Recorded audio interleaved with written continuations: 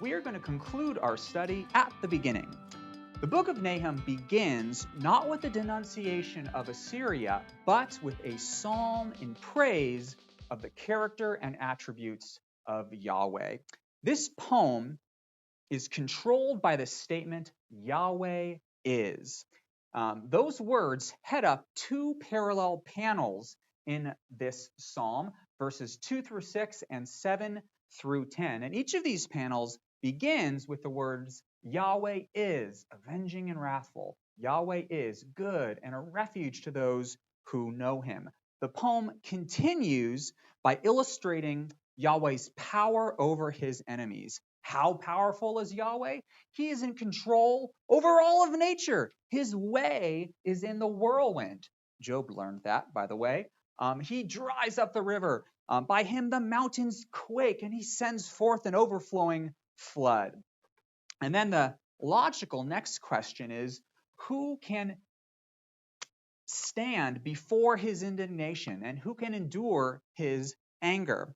And then each panel is going to conclude by stating that all of this power and this righteous anger is directed against and poured out against the enemies of Yahweh, who are then consumed. Now, I think that a chart might be helpful for us to wrap our mind around this psalm. Take a look at this chart. Okay, so here are our two panels. We have verses 2 through 6 and 7 through 10. Each begin with this Yahweh is language. He's avenging and wrathful, but then he's also good and a stronghold. And then we have a description of Yahweh's power, his ways in the whirlwind, the storm, the clouds, the sea, the rivers, the mountains. And he is also this overflowing flood. And then we ask this question, who can stand before him? Why do you plot against Yahweh? And then a description of that wrath being poured out like fire in verse 6. And then the enemies of Yahweh are consumed like stubble. Kind of see how that works there? It's pretty neat. Well, it's possible that this psalm, this opening psalm, is an acrostic. Now, do you remember what an acrostic is? It's an alphabet poem where each line begins with the next letter of the Hebrew alphabet. Should we go through the Hebrew alphabet? Right now, why not? I have to sing a little song in my head to get me through it, and maybe you can remember the letters this way as well. Okay, ready? Aleph, Beit, Gimel, Dalet, Hey, Vav, Zayin, Hate, Tate, Yod, Kaf, Lamed, Mem, Nun, Samek, Ayin, Pei, Sade, Kof, Resh, Sin, Shin, Tav. There you go, the Hebrew alphabet. Some people believe that this is a partial acrostic. Let's take a look at this poem in the Hebrew and see if they're right. Let's see, opening acrostic. Do you like that little song? I have found it helpful. So here's our Aleph, right? Aleph, Beit, Gimel. Where's Dalet? Dalet is missing. Hey, Vav. Where's Zion? It's missing too. Hey, Tate, Yod, Kaf. So we can clearly see that if this is a acrostic, it's a broken acrostic, certainly. We are missing, quite a few letters. It ends either at Kaf here in verse 8 or possibly at Mem in verse 11. So there's still 10 more letters in the Hebrew alphabet. But then most importantly, there are these gaps where the division, the line division between one letter and then the next letter, it's not always even. And in all the acrostics that you read in the Psalms, they're almost all, this neat, orderly acrostic. So it's kind of a funny acrostic. So I'll let you decide whether you believe this theory or not. But the far more important question about this psalm is, what is it doing here? Why did Nahum decide to introduce his oracle of judgment against Nineveh with this psalm that doesn't mention Nineveh or Assyria once? Well, some scholars have labeled this psalm a divine warrior psalm. And you'll find psalms like this kind of throughout the book of Psalms, and they're used in praise of Yahweh's deliverance of his people after some battle, some victory that was won. But the funny thing about this psalm is that it is sung before the victory takes place, The book of Nahum is prophecy. It's looking to the future when Assyria will be conquered.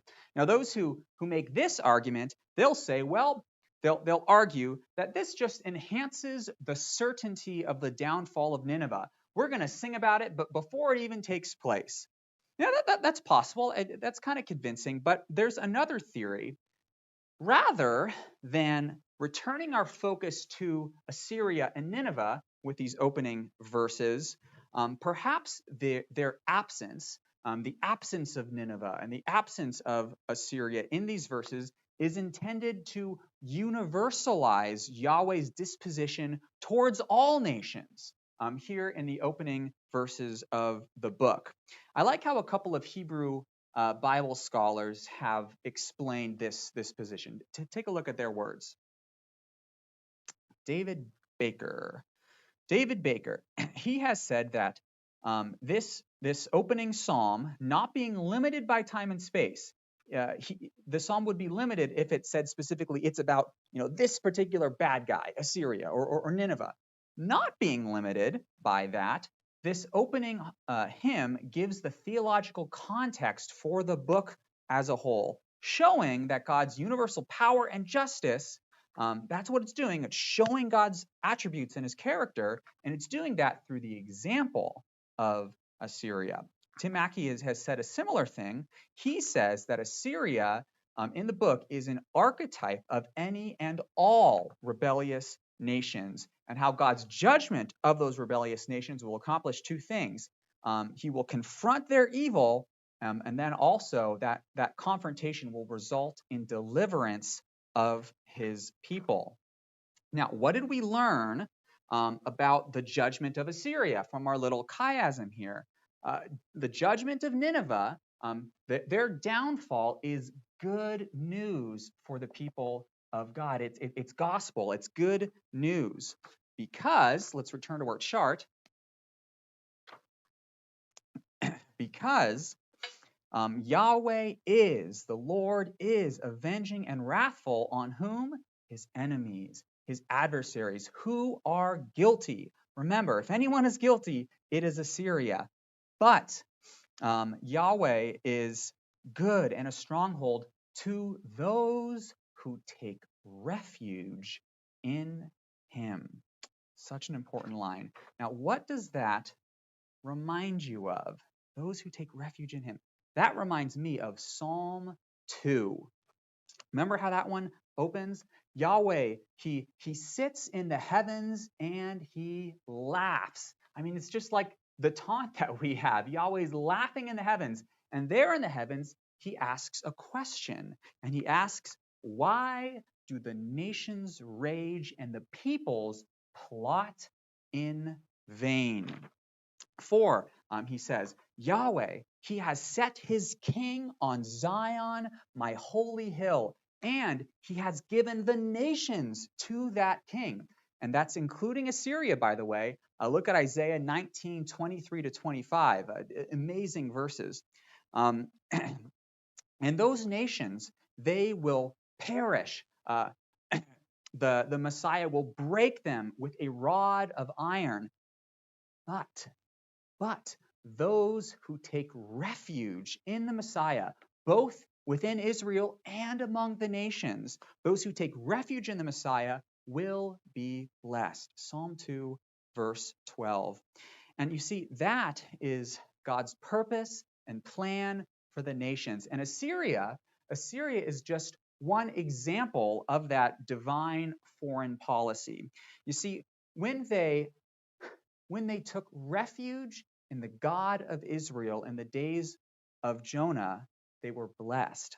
But when they turned back on him and when they solidified their reputation as the bloody city, then by the hand of a just God who defends the weak, they met their end.